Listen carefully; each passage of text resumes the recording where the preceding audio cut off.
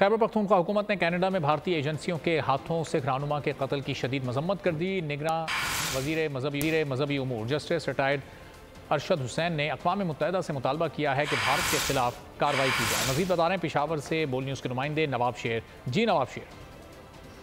जी बिल्कुल, कनाडा में रा के हाथों जो सिख रहनुमा है उनके कत्ल की जो मजम्मत है वो पूरी दुनिया कर रही है और खैबर पख्तूनख्वा हुकूमत भी कर रही है। और इस सिलसिले में खैबर पख्तूनख्वा हुकूमत जो है वो सिख कम्यूनिटी के साथ इज़हार यकजहती भी कर रहे हैं। मेरे साथ इस वक्त निगरान वज़ीर बराए मजहबी उमूर अरशद हुसैन साहब मौजूद हैं, उनसे बात करते। जिस तरह कनाडा ने एक मुतालबा किया है कि इंडिया के ख़िलाफ़ कार्रवाई की जाए और उसको प्रॉपरली मंतकी अंजाम तक पहुंचाया जाए कि उन्होंने ये जो दहशतगर्दी में इन्वॉल्व हैं और लॉ के मुताबिक जो ममालिक दहशतगर्दी में इन्वॉल्व हैं उनके ख़िलाफ़ कार्रवाई होनी चाहिए।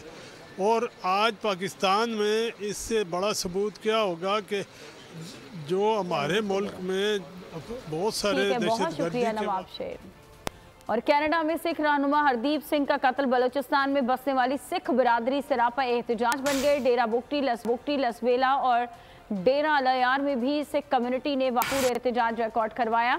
मुजाहिरीन ने कैनेडियन वज़ीर आज़म से मुतालबा किया कि कातिल जल्द से जल्द गिरफ्तार किए जाएं। अक़वाम मुत्तहिदा और आलमी बिरादरी भारत का नोटिस ले। अगर आपको ये वीडियो पसंद आई है तो हमारे चैनल को सब्सक्राइब करें और बेल आइकॉन पर क्लिक करें। सब्सक्राइब करें और बेल दबाएं ताकि कोई खबर रह न जाए।